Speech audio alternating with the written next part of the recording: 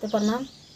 आज हम एगो होली गावे जाते, सब कोई सुना और अच्छा बुझाई तो सपोर्ट करब, लाइक करब और कमेंट में ज़रूर बताई, वीडियो हमारा आगे बढ़ाई। पियावा रंगबाज अवधपुर में जुगा खेला, पियावा रंगबाज अवधपुर में जुगा खेले। पियावा रंगबाज पियावा हो, पियावा रंगबाज पियावा हो, पियावा रंगबाज अवधपुर में जुगा खेले। पियावा रंगबाज अवधपुर में जुगा खेले।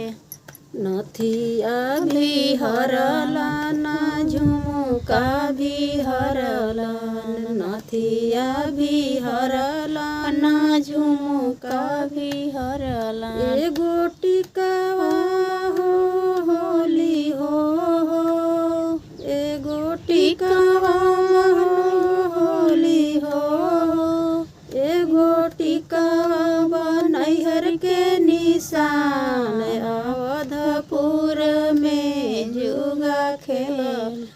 पियावा रंगबाज अवधपुर में जुगा खेलल, पियावा रंगबाज अवधपुर में जुगा खेलल। पियावा रंगबाज पियावा हो, पियावा रंगबाज पियावा हो, पियावा रंगबाज अवधपुर में जुगा खेलला।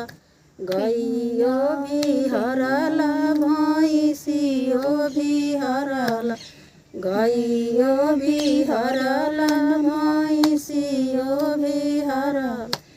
एगो बकरी हो होली हो, एगो बकरी हो होली हो, एगो बकरी नैहर के निशान अवधपुर में जुगा खेलल।